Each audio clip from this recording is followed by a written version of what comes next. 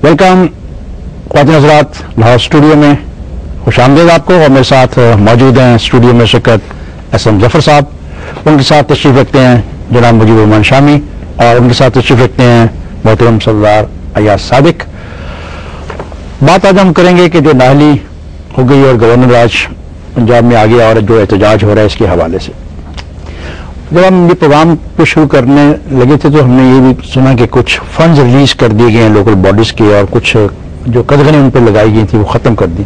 जफर साहब, ये जो फैसला है, और अगर इसको एक्सटेंड भी कर दिया जाए उनकी मुद्दत को जो अगस्त में खत्म होने वाली है, तो ये क्या मैसेज क्या दिया जा रहा है वफाक की तरफ से सूबे में गवर्नर राज लगाने के बाद? ये फैसला जो है ये क्या मैसेज है? सूबे में जो गवर्नर राज लगा है वो खुद एक बहुत बड़ा फैसला है, और वो इंडिकेशन ये देता है कि अब सूबे में जो हुकूमत पहली चल रही थी, यानी कि मुस्लिम लीग नवाज की, वो अब आइंदा नहीं चल सकेगी, और उसकी जगह एक नई परमुटेशन, एक नई गवर्नमेंट आने का एहतमाम किया जा रहा है। ये सियासत की बसात है जिसपे शतरंज खेली जा रही है, और रियल पॉलिटिक्स जिसको कहते हैं अब वो मैदान में आई हुई है। रियल पॉलिटिक्स हो रही है पाकिस्तान में, वही जो पुरानी पॉलिटिक्स का हमारा हिसाब किताब था उसके मुताबिक काम चल रहा है, और लोकल बॉडीज के ऊपर इन्हिसार किया जाएगा। लोकल बॉडीज को अहमियत फिर दोबारा वही दी जाएगी। मौजूदा हुकूमत मेरे ख्याल के मुताबिक लोकल बॉडीज को उसी लेवल पे रखना चाहती है जिस लेवल पे लोकल बॉडीज की तश्कील की गई। शामिल सर, इस लोकल बॉडीज के बारे में पाकिस्तान पीपल्स पार्टी के बहुत सारी रिजर्वेशन थी, बहुत सारे तहफ़्फ़ुज़ात थे जो अब एक साल पहले इंतखाबी अमल शुरू हुआ। तो आज अगर वही लोकल बॉडीज उन तमाम अख्तियारात के साथ वापस आ जाती है और उनकी मुद्दत में भी तोसी कर दी जाती है, तो आप इसको कैसे देखेंगे?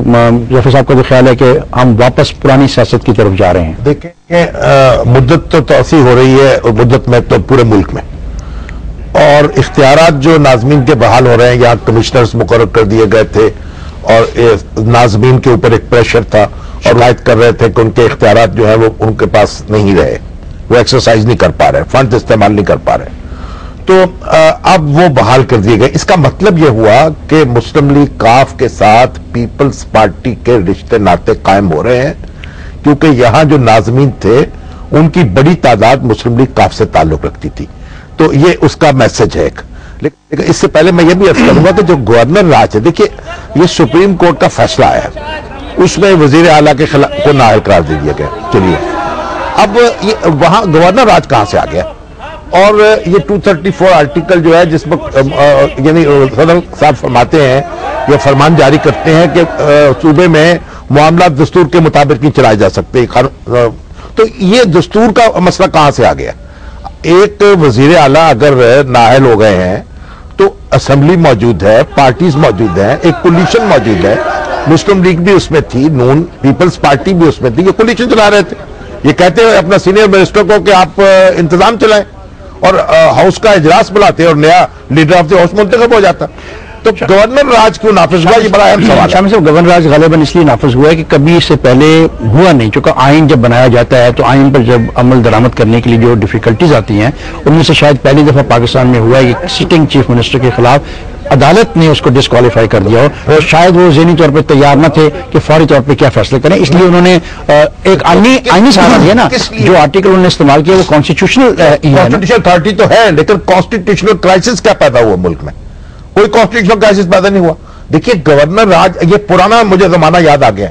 आपको याद होगा जब ईस्ट बंगाल की हुकूमत तोड़ी गई और वहां जनाब गवर्नर राज नाफिज किया गया, फजल हक की गवर्नमेंट थी, पहली गवर्नमेंट, और मतलब ये कि आप उस तारीख को दोहरा रहे हैं जो 58 से पहले की थी, और फिर बलोचिस्तान में गवर्नर राज भुट्टो साहब ने लगाया और वहां की हुकूमत को तोड़ा। साहब, ये कॉन्स्टिट्यूशनल क्राइसिस है या नहीं है?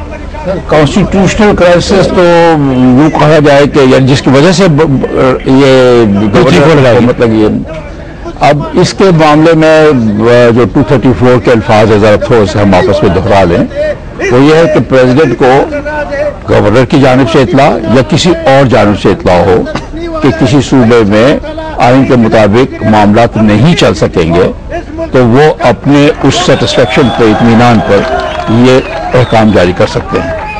अब उन्होंने उसमें तफसील तो नहीं दी, अभी तक प्रोक्लेमेशन में हमारे सामने तफसील नहीं आई है, لیکن واقعات ہمیں معلوم ہے. ایک واقعہ تو یہ ہوا ہے کہ چیف منسٹر ڈسکوالیفائی ہو گئے، جس کا آپ نے اشارہ کیا کہ یہ پہلی بار ہے کہ سٹنگ چیف منسٹر عدالت کی وجہ سے ڈسکوالیفائی ہوئے.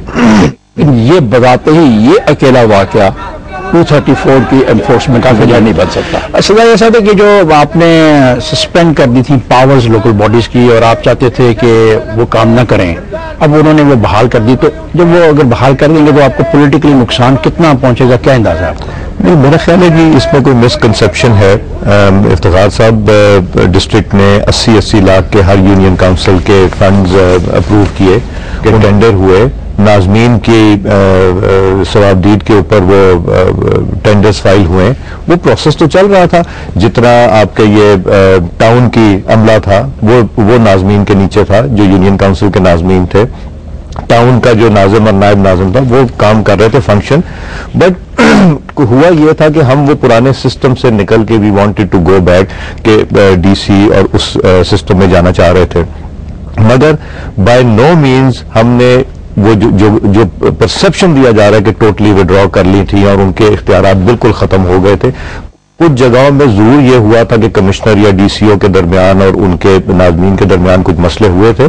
بٹ یہ نہیں ہے کہ پورے اس میں ہو گیا. تو میں اپنے حلقے کا بتا سکتا ہوں، یہاں ہمارے ہر ناظم کو چاہے وہ جس مرضی جماعت کے ساتھ ہے 80 لاکھ روپے کا فنڈ ملا، اس کے انہوں نے وہاں اسکیمیں اپروو کی، ٹینڈر ہوئے اور کام شروع ہو گئے. تو وہ کہاں ہم نے فنڈز کی یہ کی گئی، یہ مسکنسیپشن ہے. جیسے کہ ہمارے ساتھ راجہ ریاض صاحب لائن پر ہیں، میں ان کو بھی شامل کر لوں اس گفتگو میں. ریاض صاحب کیسے ہیں آپ؟ اللہ کا شکر جی.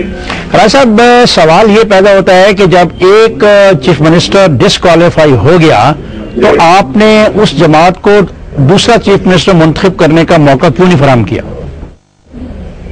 انشاءاللہ جی ہم موقع فراہم کریں گے. انشاءاللہ جی آپ موقع فراہم کریں والی بات نہیں. راجہ صاحب میرا سوال ہے کہ فراہم کیوں نہیں کیا گیا؟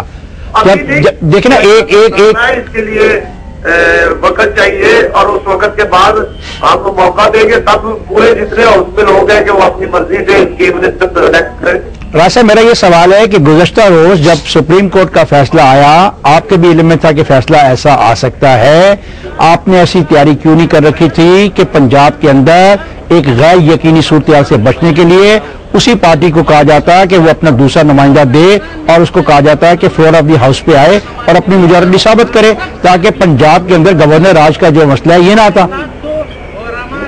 جیسے آپ نے دیکھا کہ چند روز پہلے سینٹ کا الیکشن ہوا اور ہم نے بلا مقابلہ پنجاب میں سینیٹر منتخب کرائے اور ہم تو کولیشن حکومت چلا رہے تھے. کل جب فیصلہ آیا تو چیف منسٹر صاحب نائب ہو گئے. اس کے بعد ہمارے پاس کوئی چوائس نہیں تھی. اگر یہ ایک آئینی مسئلہ آ گیا تھا اور ایک گیپ آ گیا تھا راجہ صاحب آپ یہ راجہ صاحب سے پوچھیں کہ سینئر وزیر تھے، ان کو کیوں نہیں چارج دیا؟ راجہ صاحب یہ شامی صاحب یہ پوچھ رہے ہیں کہ آپ سینئر وزیر تھے، چارج آپ کو دے دیا جاتا، آپ امور پنجاب چلا لیتے اور پھر یہ ممکن نہیں تھا. اس پہ آئین میں اس کی اجازت نہیں تھی. آئین میں اس کی اجازت نہیں ہے. اچھا آئین اس کا مطلب آئین میں ایک نئی صورتحال پھر ہمیں دیکھنی پڑے گی کہ جب بھی کوئی چیف منسٹر ڈسکوالیفائی ہوا کرے گا تو پھر گورنر راج لگا کرے گا. دیکھیں یہ اس کے علاوہ کوئی حل نہیں تھا اور جب بھی آئندہ کسی اور صوبے میں بھی ہوگا تو یہی کرنا پڑے گا. شکریہ ریاض صاحب بہت. ظفر صاحب نئی پوزیشن سامنے آئی ہے. ریاض صاحب کہتے ہیں کہ اگر کسی بھی صوبے میں کوئی وزیر اعلیٰ ڈسکوالیفائی ہوگا تو راستہ یہ رہے گا کہ وہاں پہ گورنر راج لایا جائے. آپ کسی جگہ بھی چیف منسٹر اگر نہ رہے، چاہے وہ ریزگنیشن کی وجہ سے ہو، چاہے وہ نااہلی جو اس موقع میں کہی جا رہی ہے اس کی وجہ سے ہو، استعفیٰ دے دے، وہ اگر نہ رہے تو کابینہ ختم ہو جاتی ہے، پوری کابینہ ختم ہو جاتی ہے اور اس کے بعد پھر ایسرٹینمنٹ کرنی پڑتی ہے کہ کون ہے جو کہ قیادت کر سکتا ہے. اور اس کے لیے کوئی دقت نہیں ہے. اسمبلی یا جب ایسا واقعہ ہو، مثال کے طور پہ چیف منسٹر ریزائن کر دیتا ہے تو اس کی وجہ سے گورنر راج تو نہیں لگ جاتے. اس کی وجہ سے یہ ہوتا ہے کہ اسمبلی کا سیشن بلایا جاتا ہے اور اسمبلی کا سیشن بلا کر اس میں پھر دوبارہ معلوم کیا جاتا ہے کہ اب کس کو قیادت کے قابل سمجھا جا رہا ہے.